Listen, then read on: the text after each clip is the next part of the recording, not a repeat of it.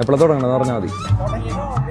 അതെ, ഞാൻ ആദ്യമായിട്ട് കണ്ടുമുട്ടുന്നത് ഇവളുടെ ചേച്ചിയുടെ എൻഗേജ്മെന്റ് ആയിട്ടാണ്. കസിൻ ബ്രദർ ചേച്ചിനെ കല്യാണം കഴിച്ചു, ഞങ്ങൾ കണ്ടുമുട്ടി. മനസ്സിലായോ? അങ്ങനെ ഉണ്ട്.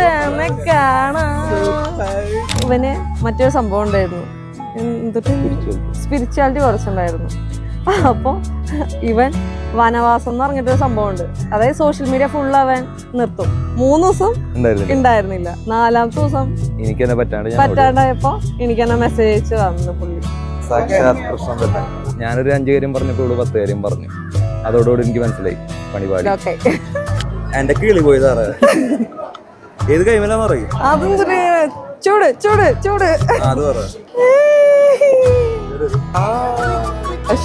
ഭയങ്കര കെയറിങ് ആണ്, പിന്നെ ഇമോഷണൽ സൈഡ് ഭയങ്കര സ്ട്രോങ് ആണ്. എൻ്റെ വീക്ക് ആയിട്ടുള്ള പാട്ടാണ് അത്. പിന്നെ എന്തുണ്ടെങ്കിൽ ഓപ്പൺ ആയിട്ട് ഇവള് പറയും. അതാണ് എനിക്ക് ഏറ്റവും ഇഷ്ടമുള്ള കാര്യം. എന്നെ പറ്റി പറഞ്ഞു. മോനുവിൻ്റെ പറയുമ്പോ ഭയങ്കര പേഷ്യൻസാ. ഞാനാണെങ്കിൽ ഭയങ്കര ചൈൽഡിഷ് ആയിട്ടുള്ള ഒരാളും. സഹിച്ചോളും. എത്ര നാളും സഹിക്കുന്ന എനിക്കറിയില്ല, അത് വേറെ കാര്യം.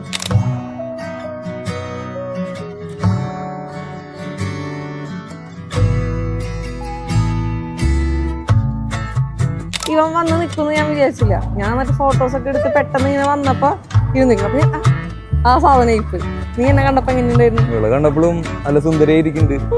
അതൊരു വല്ലാതെ ഫീലായിരുന്നു.